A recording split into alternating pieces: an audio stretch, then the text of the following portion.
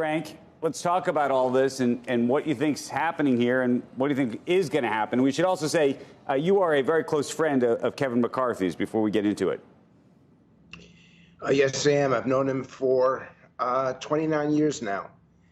And I look at where we are in Washington and what the market should expect. And the challenge is that the public actually wants to get things done.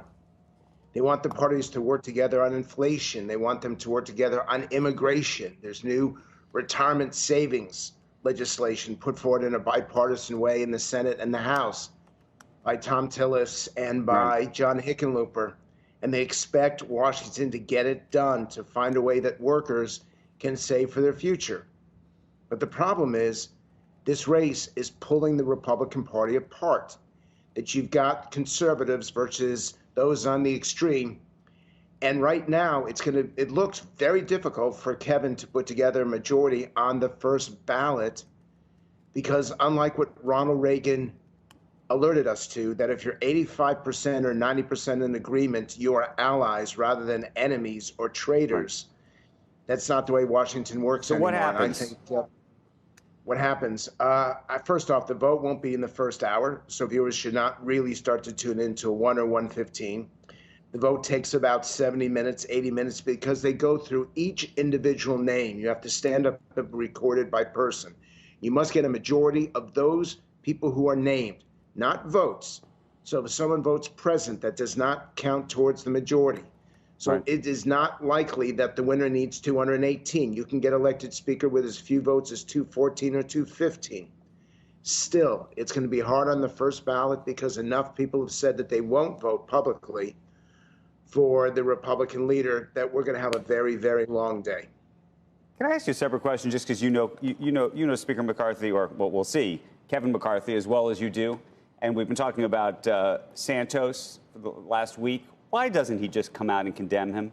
I mean, the man's a serial liar, and you would think at this point that somebody would say something. And look, I know that there's going to be viewers who are going to say other people have lied, including President Biden, plagiarizing many, many years ago. I don't think there's an equivalency, but let's recognize that that is terrible, terrible too.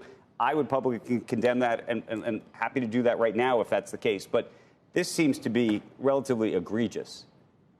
Well, the amazing thing is, and I felt this way going back 25 years to the presidency of Bill Clinton, that it is not, I question whether you remove somebody. My issue is, doesn't Santos have personal respect? Doesn't he feel shame for what he's done? Why doesn't he himself step aside?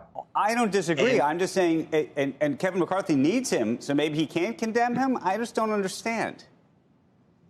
Well, the issue now is you focus on what you face at this moment. And at this moment, the question is there more that unites the Republican conference, or are 10 members, because it's probably about 10, hold back the entire Congress from doing what it's supposed to be doing? Now, what this has done is it's caused people to pay attention to the news. It's caused people to learn the rules of the House, and that's a good thing.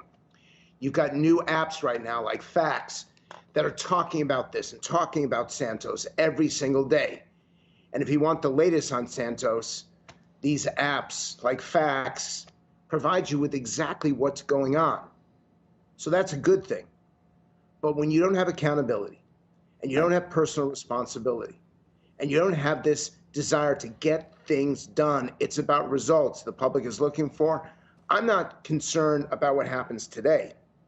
I'm concerned whether or not our democracy can get its credibility back, can get its mojo back. When people tune in and they start to think about Washington, and it starts today, it starts right now, will they believe that this is a place they can trust? Will they believe that this is a place that's filled with people who don't deserve their respect?